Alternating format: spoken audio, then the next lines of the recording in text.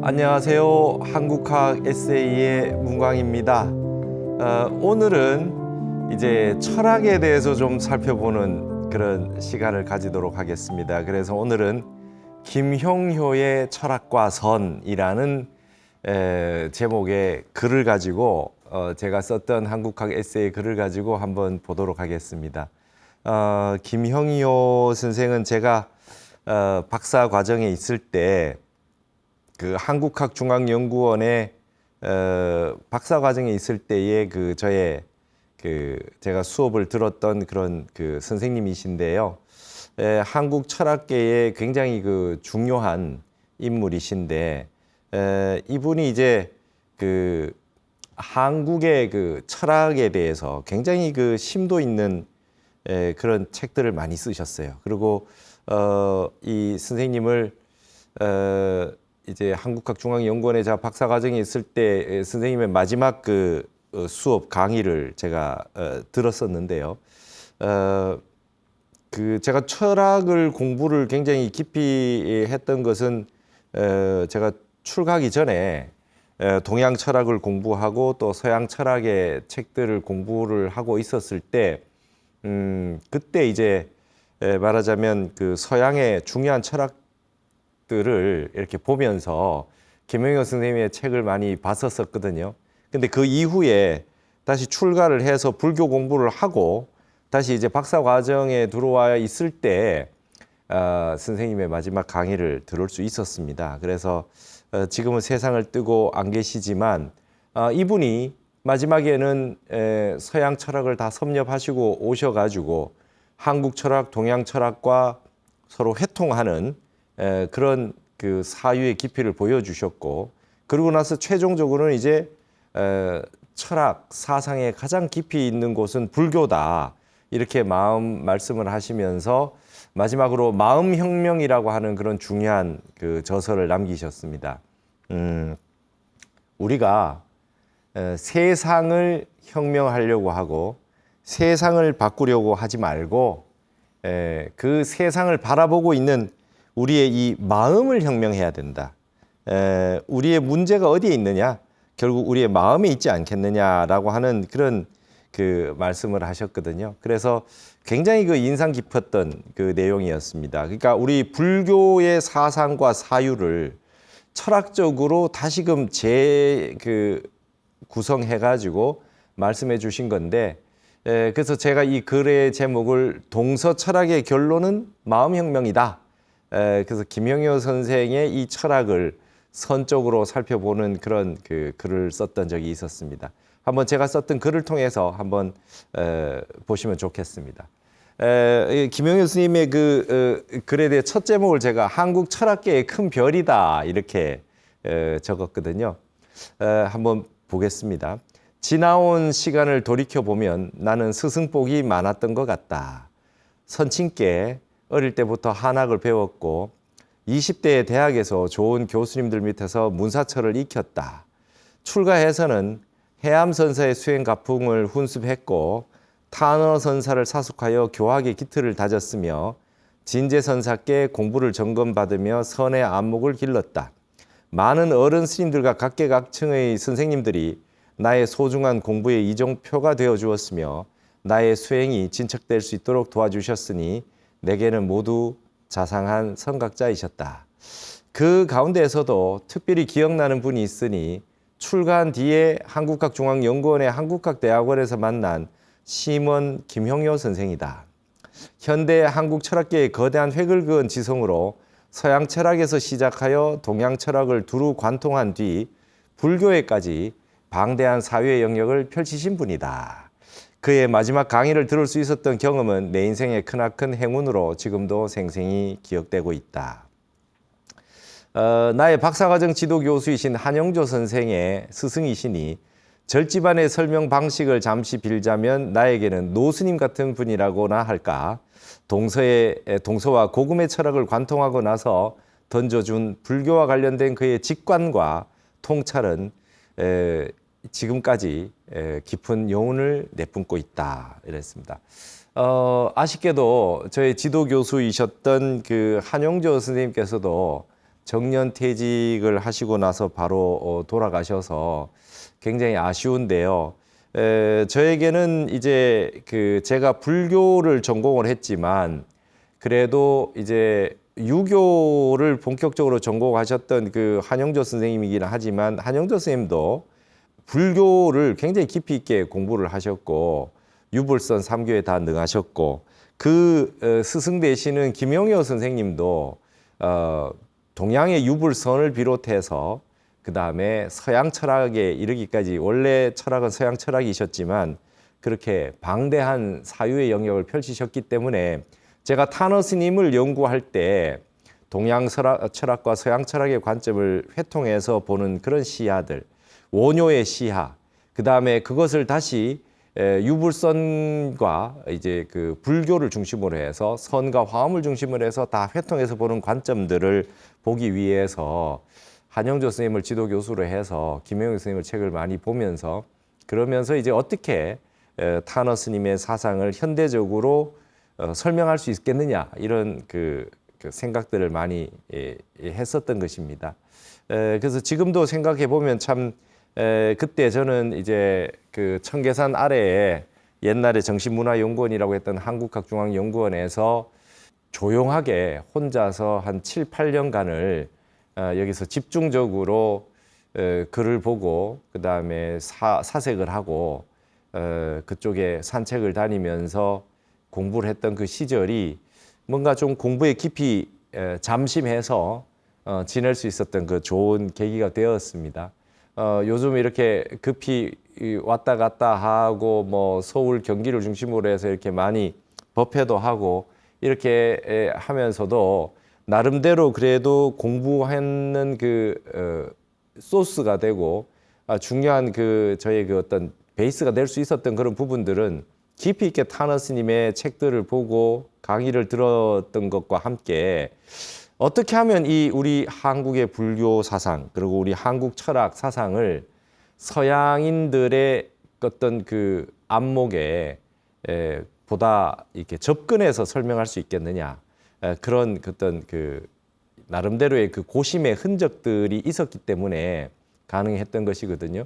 그래서 한국학 에세이다 이런 글도 한국학중앙연구원을 다니면서 이렇게 구성을 한 것인데 이제는 우리 한국 철학이나 한국 사상, 한국 불교, 한국 정신 문명에 대해서 이제 보편적인 시각에서 한번 볼 필요가 있고 이 불교만 알면 이 하나의 종교만 알면 결국 아무 종교도 알 수 없다 라고 했던 막스 뮬러의 말도 있듯이 우리가 불교를 전공한다고 해서 불교만 알면은 다른 사상 종교 서양 철학과의 이 비교를 하지 않으면 그 의미가 두드러지지 않지 않습니까? 그래서 그런 시각들을 가져야 될 필요가 있는데 이 김형효 선생님이야말로 그런 부분에 아주 대가이셨고 이제 한번 김형효 선생님의 책이 굉장히 많으니까 여러분들 서양 철학과 동양 철학에 대해서 전체적으로 공부를 하시고 싶은 분들은 정말 한번 이분의 책을 좀 자세히 한번 많이 보셨으면 생각이 듭니다. 제가 그래서 이렇게 썼어요. 나는 출가 전 대학 시절에 서양 철학서를 일변한 바 있었다. 철학반이라는 학회에 몸담으면서 동서철학을 두루 보았고 철학과의 전공 수업을 5과목 이상 찾아 들을 만큼 철학에 대한 학문적 열정이 강렬했다. 그 중에서도 생철학이라고 불리던 베르크송의 생명의 비약, 엘랑 비탈이라고 그러죠. 베르크송의 철학에 대해서 흥미를 느꼈고 이를 우리 동양의 중용의 연비의학과 비교하면서 내심 좋아했던 적이 있었다. 우리가 비약이다라고 하는 표현이 있는데 이 비약이라고 하는 말은 연비의학이라는 말에서 중용의 식영구절이죠. 연비려천 의학우연이다라고 하는 구절이 있어요. 솔개가 하늘로 치솟아 올라가고 물고기가 말이죠.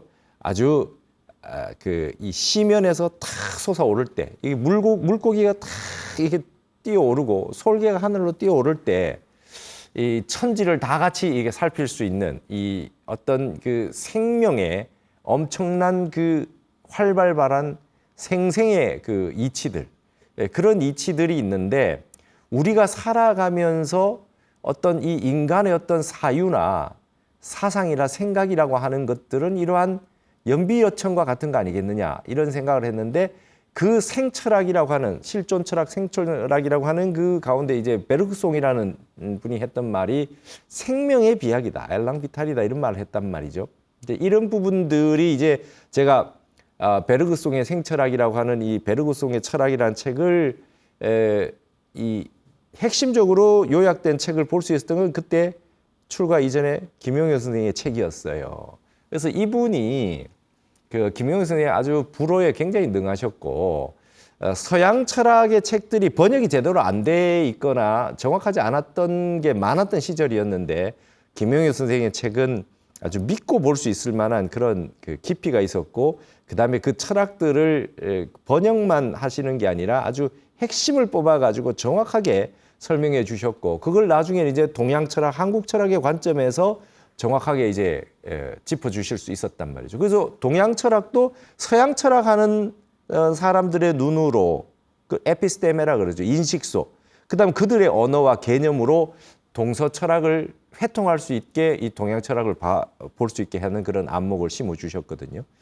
그래서 그때만 해도 국내에 나온 서양 철학 개론서들은 대체로 어색한 번역과 난삽한 용어들의 나열이 많았던 것으로 기억된다. 그럼에도 독일과 프랑스 철학의 복잡성을 한번 투과하고 현학적인 언어들을 자유롭게 구사해야 철학 공부를 좀 해본 것으로 인정받는 분위기였다. 여러분 그 20세기 말까지 말이죠. 이 동양 철학은 뭐 동양학 한다 이렇게 동양 철학 한다 그러면 그 철학관이라고 하는 게 거의 뭐 사주팔자 보는 뭐 이런 부분이었기 때문에 무시했던 그런 시절이 있었습니다.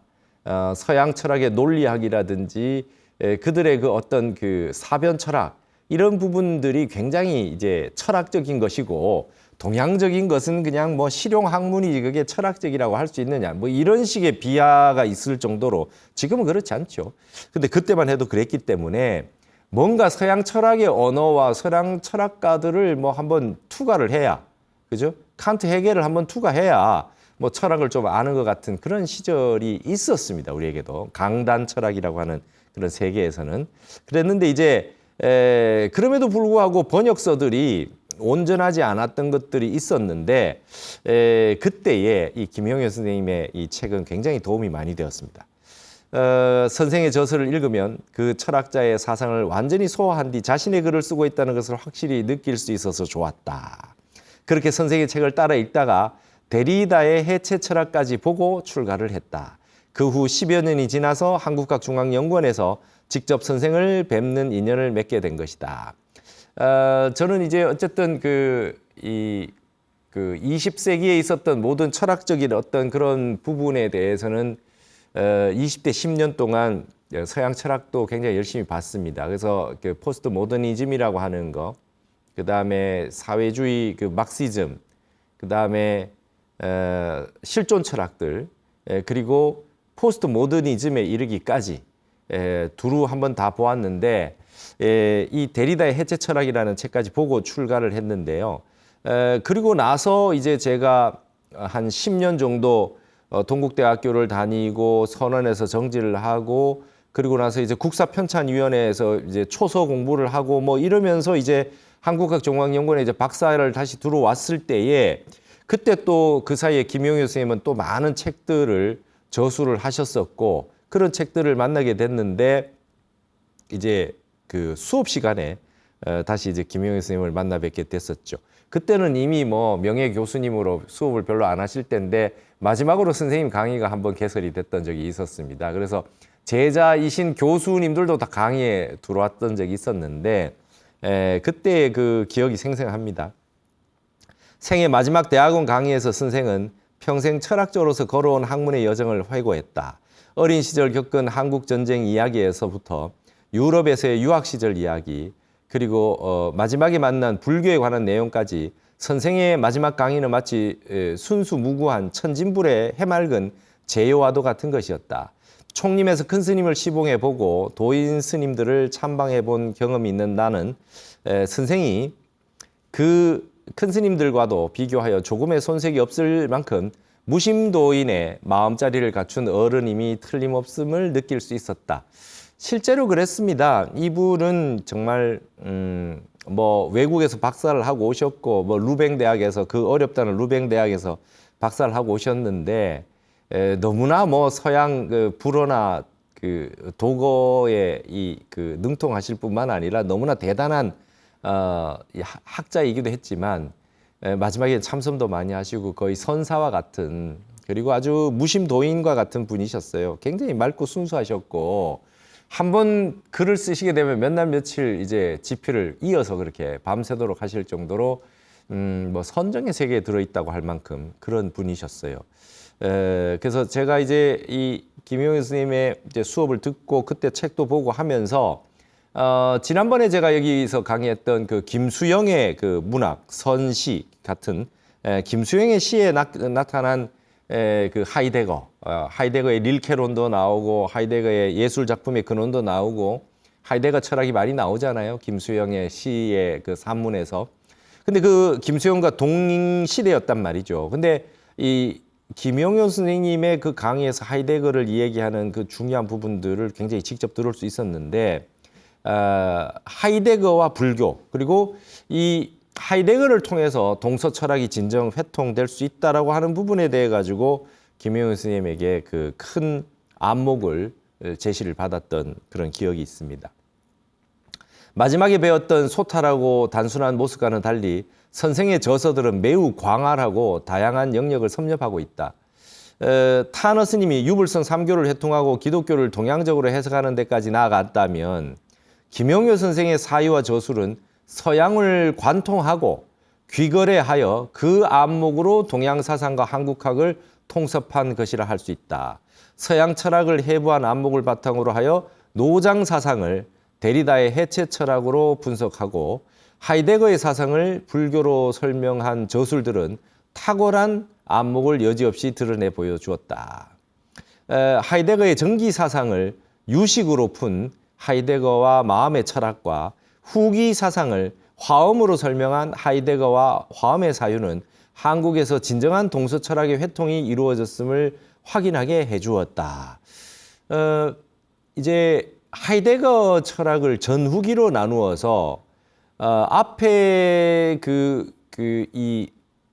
사상을 이제 유식으로 정기 사상을 유식으로 풀었던 거지요. 존재와 시간이라고 하는 멋진 그 저술이 있잖아요. 그것들을 유식으로 푸셨어요. 그 다음에 마지막 후기 사상을 이제 화엄으로 푸는 거지요. 그래서 이 두 저작은 김용현 선생님 이 두 저작은 하이데거와 마음의 철학이라는 것과 하이데거와 화엄의 사유라는 이 두 책은 하이데거를 전후기로 나누면서도 동양 사상을 다 아우르고 불교의 철학을 사상을 기본으로 해서 하이데거를 이렇게 그 설명했다는 부분에서 굉장히 중요한 어떤 인식의 지평을 넓혀준 그런 그 저술들이라고 볼 수 있겠습니다. 불어에 더 능통했던 선생이 독일어로 된 하이데거의 저술을 읽다 보니 모르는 단어가 가끔 나와서 독일어 사전을 통째로 외우고 책을 다시 읽었다는 일화가 있습니다. 김용희 선생님의 사모님이 이제 이 불문학을 하셔서 같이 유학도 다녀오시고 교수도 하시고 그러셨거든요. 서울대 불문과 나오신 우리 선생님께서는 불어에 능하셨는데 김용희 선생님도 불어를 더 잘하셨다 그래요. 그래서 뭐 데리다나 뭐 이런 그 베르크송이나 이런 부분들 이제 루뱅 대학을 다니면서 이 불어에 더 능하셨는데 이 데리다의 철학이 하이데거의 이 빚진 바가 많다라고 하는 걸 아시고 하이데거를 본격적으로 공부해야 되겠다 하셔가지고 독일어본으로 하이데거 책을 보다 보니까 뭐 모르는 단어들이 한두 개 나오더라는 거예요. 그래서 이래서 안 되겠다 싶어서 그냥 독일어 사전을 통째로 외우고 다시 이제 하이데거의 저술들을 보셨다 그래요. 그러니까 대단한 그 필로로기, 언어학의 대가이시기도 하셨습니다. 일단 필로로기가 돼야 필라소피가 되는 거죠. 이 언어 문제가 해결이 돼야 철학을 깊이 들어갈 수 있는데 그런 그 일화가 있었다고 그래요. 그만큼 선생은 하이데거의 진심이었다. 특히 서양 철학자 가운데 불교에 대한 이해가 가장 깊었던 인물이 하이데거였다라고 하는 그 선생의 언급은 시사하는 바가 크다. 여러분 그렇다고 한다면 우리 불교 공부하는 사람들은 하이데거 저술을 좀 봐야 되지 않겠어요? 이 쇼펜하우나 니체나 뭐 다양한 사상가들이 불교와 비교되는 부분이 많으나 하이데거만큼 서양 철학자 가운데 불교와 가까운 분이 없다라고 하는 게 김영효 선생의 어떤 철학적 여정의 결론이셨거든요. 그렇다면 불교 공부하는 분들은 하이데거 철학을 좀 볼 필요가 있다 이 말이죠. 그걸 보다 보면 김수영 시인의 시도 같이 보인다 이 말이죠.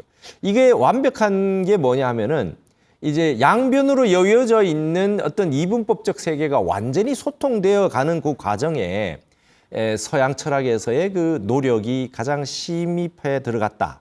불교적인 중도 불이의 사상과 빗대어서 아주 유사하다고 볼 수 있을 만큼의 그 사유의 지평을 늘려준 게 하이데거였다 이 말이거든요. 그래서 이러한 직관을 바탕으로 불교를 더욱 깊이 연구하기 위해 김영효 선생은 매주 개포동 금강선언에 나가서 해거 스님의 유식학 강의를 들었습니다. 불교를 더 깊이 들어가기 위해 가지고 불교의 논리적 그 방식을 완벽하게 이해하기 위해서 유식학 강의를 굉장히 열심히 들었다 그래요. 그 저술이 이제 하이데거 전기 철학을 유식으로 분석해 내실 수 있었던 거죠. 노구를 이끌고 불교 공부에 매진한 뒤 동서와 고금을 통틀어 가장 깊이 있는 철학은 바로 불교라고 내린 그의 평생의 결론은 불제자인 저에게도 큰 이정표가 되었다. 그래서 이제 마지막에 이제 그 서양 철학을 전공하고 우리 동양 철학 그다음에 유학 사상까지 다 조선조 학문까지 다 보시고 나서 마지막에 이제 불교를 깊이 있게 더 깊이 들어가셨는데 결국은 다 보시고 나서 마지막에 결론이 동서고금을 통틀어서 가장 깊이 있는 철학은 불교다. 이렇게 결론을 내리셨어요. 그래서 항상 스님들을 존경하고 불교 공부하는 것을 아주 강력하게 권면하셨습니다. 그래서 그분의 저서가 선사와 같다고 해서 저도 제목을 선정에서 나온 저술들이다 이렇게 얘기했어요. 선생은 많은 책을 선정 속에서 썼던 듯하다. 당신의 체험을 나에게 여러 차례 질문한 적이 있었는데 그 말 끝에 이런 것이 선사들이 말하는 선정이 아니겠는가 생각했다라고 하셨어요. 그러니까 책을 집필할 때 집중이 될 때면 며칠 밤낮이 지나도 시간 가는 줄 몰랐다고 한다. 바깥 세상을 전혀 인식하지 못한 채 책 한 권을 며칠 만에 단숨에 쓴 적이 많았다는 것이다. 그 과정들을 들어보니 참선에서 깊이 들어갈 때 만나는 일여의 과정이나 삼매의 순간과 대체로 일치했으며 겪어보지 못하면 알 수 없는 상황들을 정확히 언급하고 있었다. 그래서 나는 김영효 선생을 단순한 세간의 학자로 생각지 않는다. 그는 철학자이자 선사였다. 불교를 깊이 공부했고 자선도 많이 했던 실참 수행자이셨다. 그가 도달한 철학의 종착지는 마음이었고 소유가 아닌 존재였다. 스님은 연구실에서 목탁도 치시면서 연불 기도도 하셨고요. 그리고 참선도 실제로 하셨습니다. 좌선을. 그래서 깊이 있게 선정 상태에 들어가 보신 체험도 하셨더랬습니다. 그래서 저에게 이제 스님이라고 이렇게 질문을 이렇게 하셨어요. 참선할 때 이러이러한 형태가 돼서 이런 이 선정의 고요한 상태에 들어가서 이런 걸 체험했는데 이런 게 선정인가요? 이렇게 저한테 막 질문을 했는데 사실은 질문하시기보다는 확신을 가지고 말씀을 하셨던 건데 겸사로서 그렇게 하셨던 것 같아요. 그리고 그 원래부터가 불교를 깊이 있게 공부하시거나 참선하시거나 이전부터 워낙 정신이 맑으시고 아마 전생에 굉장히 큰 스님이 아니셨던가 싶을 정도로 깊이 있는 집중력과 선정력을 가지고 계셨어요.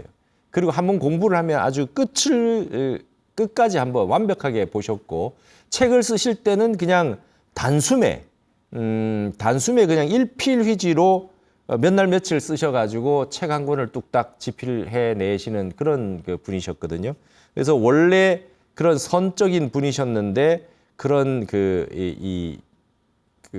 꾸준한 학문의 여정에 있었던 이 체험들을 선의 체험으로 다시 완벽하게 마지막에 성취해 내시고 마지막에 이제 불교에 관한 책들도 많이 쓰시고 철학적 저술들을 남겨주셨던 것 같아요. 선생님의 철학은 깊이가 굉장히 많아서 이루 말로 다 할 수가 없어요. 근데 그 중에서 대표적인 걸 우리에게 뽑아보라. 우리 한국학 에세이에 지금 이제 불교의 선과 비추어 봤을 때 이제 선생님의 사상 가운데 하나를 특단해서 뽑아보라 그러면은 존재 철학이라는 말입니다. 존재. 소유에서 존재로, 물질에서 마음으로. 여러분 우리가 이제 에릭 프롬 같은 경우에 소유냐 존재냐 이런 말을 하잖아요. 근데 우리 이 선생님께서는 김영호 선생님은 그러셨어요. 이제 소유 철학에서 존재 철학으로 넘어와야 된다. 그 다음에 이제 물질에서 마음으로 넘어와야 된다. 그리고 이제 근본적인 이제 마지막 인간의 혁명이 남은 거는 마음 혁명이다. 이렇게 얘기했어요. 그러니까 결국은 이 철학을 해서 서양 철학을 하면 굉장히 복잡해지고 뭐 분석하고 구조를 나누고 뭐 이렇게 아주 깊이 있게 되면서 논리적이고 사변적으로 넘어갈 수 있는데 그 마지막 걸 다 투과하고 긴 터널을 뚫고 나와가지고 마지막 만난 세계에서 무엇을 얘기했느냐. 결국 수없이 많은 철학과 사상들이 알고 봤더니 소유론이라는 거예요. 인간의 욕망을 덧붙여 주는 거에 이 철학이 기여하고 있는 것밖에 안 되더라는 거예요. 그리고 철학 자체가 소유 철학이라는 거예요, 여러분. 이 자본주의도 소유의 문제고 사회주의도 소유 철학이라는 거예요. 결국 이 자본주의 문제를 경제학적으로 풀어서 인간의 욕망의 문제 부분에서 평등과 배분의 문제, 생산과 생산관계, 생산력과 생산관계의 문제에 이 주체를 바꿀 뿐이지 프롤레타리아 혁명을 하고 사회 복지를 얘기하고 뭐 끊임없이 얘기를 해도 결국은 인간의 욕망을 어떻게 채워줄 거냐라고 하는 그 얘기밖에 되지 않는 거 아니냐. 복지라고 하는 것이 결국은 이런 거면은 이걸로는 끝도 없다는 거예요. 이게 끝도 없다. 이걸 가지고는 인간 삶이 절대로 이 인간 세계가 행복해질 수 없다. 이 세간이 지정각 세간, 우리가 화엄에서 말하는 깨달음의 지정각 세각으로 넘어가서 인간의 마음혁명이 일어나지 않으면 이 물질 세계에서는 결코 인간은 행복할 수 없다는 겁니다. 내 마음을 내 마음대로 하지 못하는데 바깥에 있는 소유를 아무리 취한들 안 된다는 거예요. 그래서 이제 본능에서 본성으로 가야 되고 소유에서 존재로 넘어와야 된다는 거예요. 존재라고 하는 말은 하이데거에서 가장 중요한 말 아닙니까? 존재 철학이라는 거예요. 존재 철학. 그래서 이 서양 철학을 전체적으로 말이죠. 하이데거는 그렇게 보는 거죠. 그동안 존재 철학을 한 게 아니라 존재자를 얘기하고 있었다는 거예요. 이 존재라고 하는 거는 이렇게 이 하이데거가 말한 그 자인이라고 하는 존재는 우리 불교에서 말하는 진여 같은 겁니다. 그러니까 여기 있는 뭐 전부 다 물건들이 다 있지 않습니까? 낱낱이 물건들이 있는데 이거를 불교에서 다르마라고 할 때 다르마라고 하는 건 제법 무아라고 했을 때 그 법이라고 하는 게 진여, 진리라는 뜻도 있지만 존재자도 되거든요. 이게 다르마라고 하는 뜻에는 굉장히 많은 뜻을 가지고 있잖아요. 여기 이게 하나의 존재자잖아요. 하나의 물질이란 말이에요. 하나의 물건이란 말이죠. 그러면서도 이게 존재의 본질을 또 가지고 있어요. 무아라고 하는 거. 연기요, 무자성이요, 무아라고 하는 거. 이거 영원한 실체가 없어서 지금 이 자리에 존재하고 있지만 이것의 그 실체는 없다는 거. 그게 존재거든요. 그게 진여 아닙니까? 공이라는 거예요. 이게 지금 연기로 인해서 잠시 이 상태로 인연화합으로 인연생기로 인해서 이게 잠시 있다라고 하는 거. 이게 이 존재자의 근본 법인 존재거든요. 그래서 서양 철학은 말이죠. 여기 있는 모든 물질이나 이 모든 걸 이렇게 연구를 하지만 존재자만 연구하고 있는 거 아니냐는 거예요. 신이 존재입니까? 존재자입니까?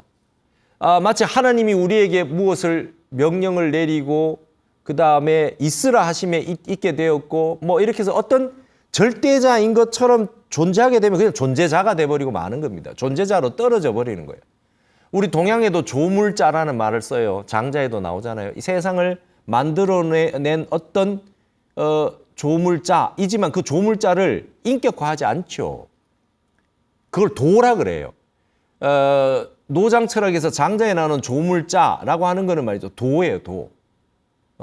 자연이연한. 스스로 그러한 것이지 어떤 누가 명령해서 일으킨 게 아니고 하늘에 혼자 딱 독립자로 있는 것든 창조주같이 한 명이 딱 있는 것처럼 돼 있다는 건 이건 존재자거든요. 근데 이 세상을 생생하게 만들어내는 어떠한 something, 일물이 있다고 했을 때 그것에 본질이라고 하는 부분은 이제 존재로 본다면, 진여로 본다면, 그걸 어떤 법성 내지 불성으로 본다면, 어떤 근원적인 성품, 성자로 본다라고 했을 때 그것은 존재 철학이 될 수 있죠. 그러니까 우리는 지금 너무 존재자 철학에 빠져 있는 거예요.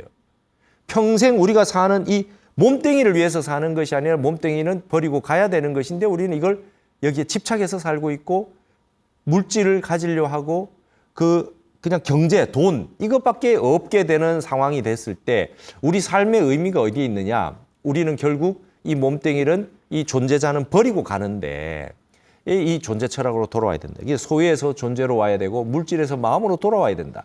이제 남은 인간의 혁명은 마음 혁명이다. 이 얘기를 김용효 선생은 동서 철학을 아울러서 서양을 돌아서 동양으로 한국 철학을 돌아서 유학과 우리 동양 사상을 다 거쳐서 마지막 불교에서 마지막으로 이 존재 철학이라고 하는 불교의 근원적인 마음 혁명을 이야기하셨던 겁니다.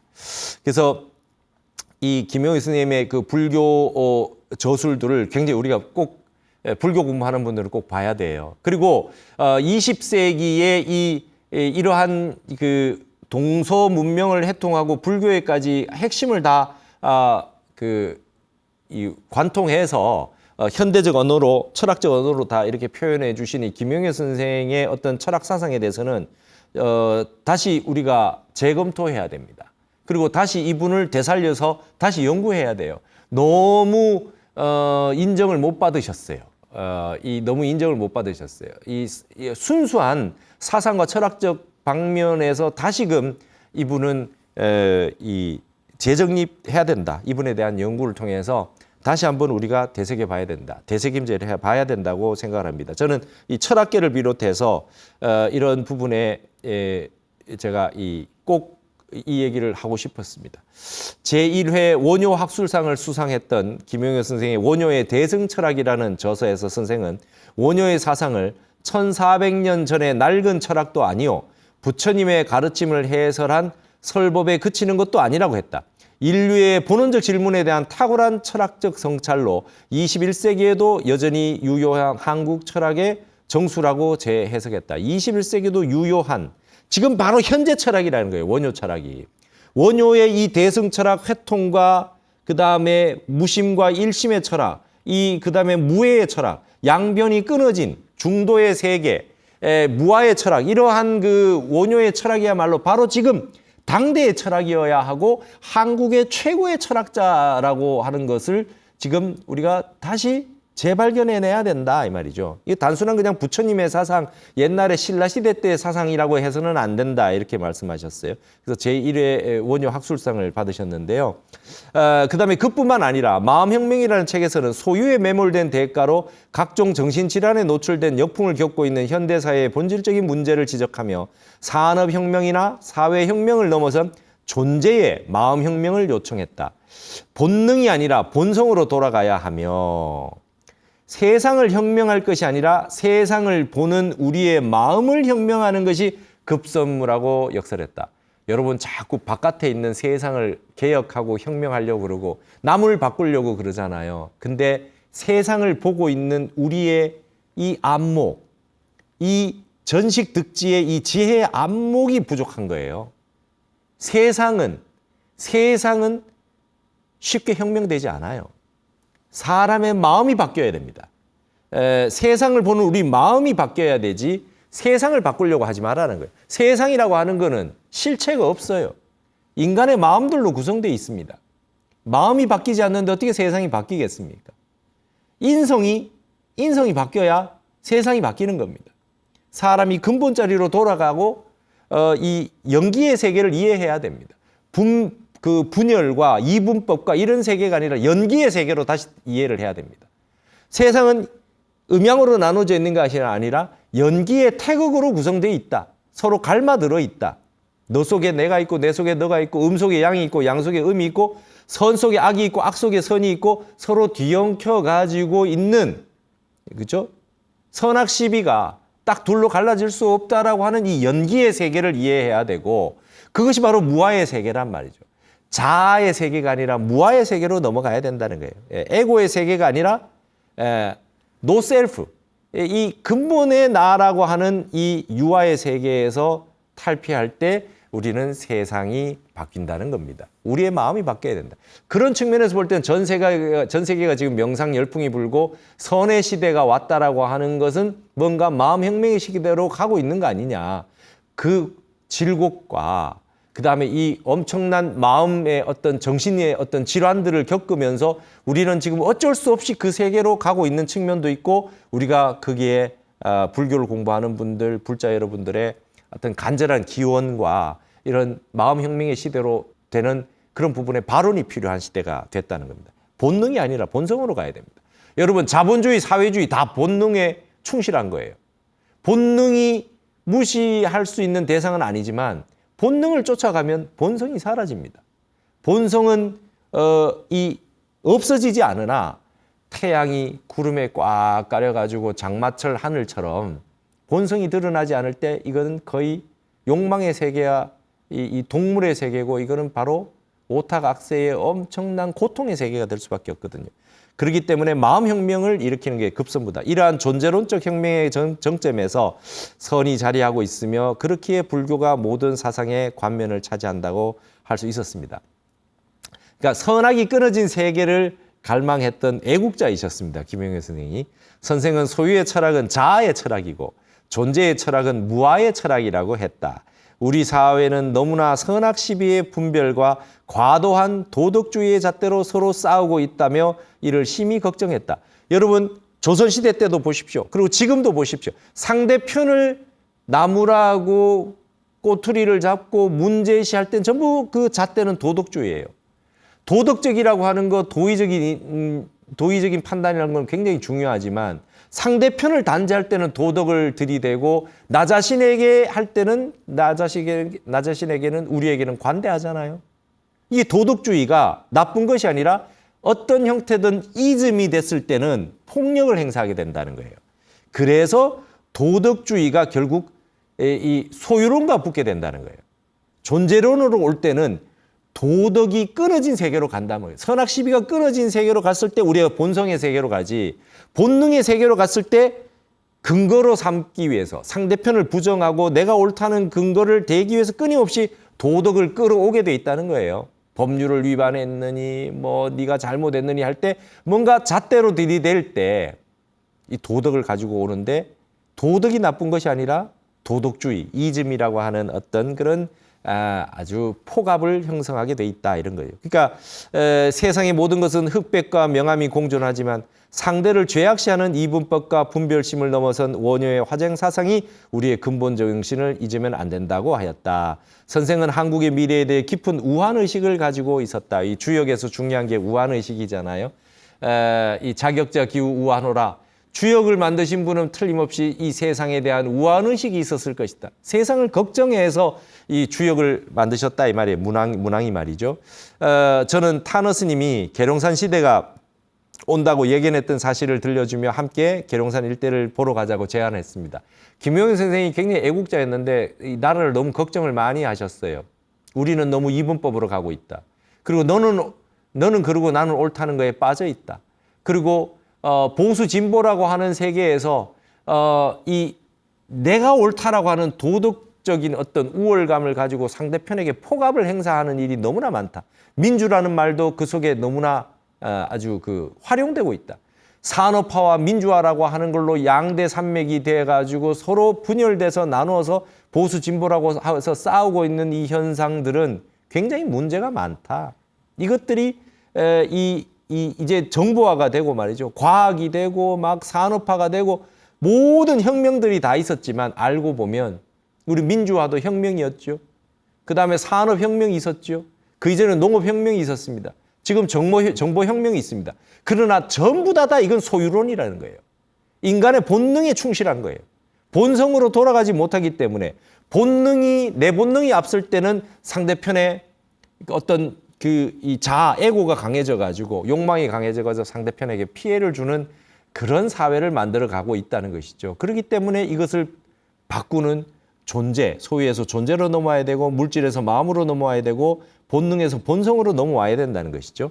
그래서 제가 그래도 우리가 희망이 있습니다 하면서 제가 그 계룡대가 있는 신도안으로 한번 모시고 한번 같이 간 적이 있어요. 이 계룡산 시대가 오면 마음의 시대가 오고 마음 혁명의 시대가 옵니다. 본성의 근본의 세계가 옵니다. 우리의 백두대간의 마지막 정말 핵심이 되는 곳이 이제 계룡산의 산태극, 수태극으로 되어 있는데 그럴 때 한번 미래가 다시 열릴 것입니다. 그래서 한번 방문하자 그래서 900만 평이 그냥 이 국가 땅으로 비어 있는 그 계룡대를 한번 방문한 적이 있었습니다. 그때 그 국군의 날 때 열어주거든요. 그때 이 김영현 선생님 모시고 한번 갔던 적이 있었어요. 내가 탄호 미래학의 본고장이 바로 이곳으로 산태극 제가 말이죠. 산태극, 수태극의 천하명당 신도안터가 이렇게 잘 보존된 형태로 한국의 미래를 준비하고 있다고 했더니 선생께서는 한국의 명운이 그리 나쁘지는 않겠다는 확신이 든다라고 하며 웃음을 보여주었습니다. 제가 만났던 이 심은 김영효 선생은 세간사보다는 존재의 본질과 인간의 근원에 더 긴밀하게 줄이 닿아 있는 순수 본연의 인격체였습니다. 그리고 어느 한 전생에 깊은 암자에서 함께 모시고 참선정진했던 노스님을 이 생에 다시 만난 것은 아니었을까 이런 생각이 들었어요. 선생을 생각하면은 마지막에 말이죠. 가브리엘 마르셀의 플래시 살의 철학을 언급하며 손주의 살을 만질 때가 가장 행복하다며 할아버지 미소를 짓던 순수한 노인의 모습이 아련히 떠오릅니다. 이 처음에 그 벨기에 루뱅 대학에 가셔서 전공했던 가브리엘 막셀이라고 하는 그 사상가의 서양 철학자의 그 사상 가운데 플래시 살점이라는 거 있던 거예요. 인간이 만났을 때 이 살이라고 하는 게 그렇게 중요하대요. 뭐 이성이 근본이다, 뭐 사유다 이러지만 사실 이 살이라고 하는 이 살의 철학이 있다는 거예요. 이게 이 인연 아니겠어요? 이게 단순하게 뭐 욕망과 육체 이런 개념이 아니라 우리는 다시 해석해야 된다. 가브리엘 막셀의 그 살의 철학이라고 하는 것도 이것도 인연이에요, 인연. 한번 만나 뵙고 악수를 해보고 이랬던 그 어떤 그 교유의 그 감정이라고 하는 게 단순히 살로 너무 끝나는 게 아니라 이성과 오성, 감성 이런 걸 떠나서 근원적인 마음과 인연, 연기의 부분이잖아요. 그러면서 손주를 안아서 이렇게 손주의 살을 만지면서 깊은 그 마음, 할아버지의 마음을 느낀다 그러면서 요즘은 가브리엘 막셀의 그 이 살점이라고 하는 것에 대해서 다시 생각하게 됐어. 이랬을 때 그 노스님의 그 미소를 짓는 그 선생님의 모습이 아직도 떠오릅니다. 여러분 이제 우리는 그 소유론적 본능에서 존재론적 본성으로 진여의 세계, 마음의 세계, 자아에서 무아의 세계로 넘어가야 됩니다. 우리 한국 사회가 가지고 있는 모든 싸움은 아직까지도 존재론적 싸움을 해본 적이 없어요. 전부 소유론적 본능의 싸움을 하고 있어요. 사실 저급합니다. 우리 한국 사회가 지금 겪고 있는 이 이분법의 세계라고 하는 게 굉장히 수준이 떨어지는 저급한 수준이라. 먹고 사는 문제가 이 정도면 해결되지 않았어요? 언제까지 경제만 하고 살겠습니까? 자본주의, 사회주의의 양대 병폐가 있어요. 이것이 인간의 마음을 결코 행복하게 만들어주지 못하고 있다는 근원적인 약점이 있어요. 산업화, 민주화, 정보화, 그 어떤 수천, 제100차 혁명이 일어난다 하더라도 우리의 마음 혁명이 일어나지 않고 참선하지 않고 무심으로 돌아가서 근원적인 무아의 진리를 밝혀내서 우리가 진여와 하나가 되지 못한다면 이 사바세계는 결코 우리의 불국정토로 만들 수 없다. 심청정, 마음이 청정한 이것이 불국토다. 이 천연한 우리 마음의 세계와 같은 세계로 이 우리의 마음을 바꾸고 세상이 그와 같이 되어야 된다. 세상을 보는 우리의 관점이 바뀌어야 되고 세상을 지배하는 경제의 이데올로기, 법이라든지 뭐 의학이라든지 과학이라든지 모든 것들이 다 결국은 인간의 마음의 문제를 해결하는 부분으로 갈 때만 우리 사회는 본격적인 정토 세계를 우리의 이상적인 유토피아를 현실에 구현할 수 있다. 그러지 않고는 여기는 다 어차피 사바세계고 인토고 고통이 결국은 일체가 계고인 고통의 세상이 될 수밖에 없다. 이렇게 생각을 합니다. 그래서 심은 김용효 선생, 제가 마지막으로 돌아가시기 전까지 뵙고 했었는데요.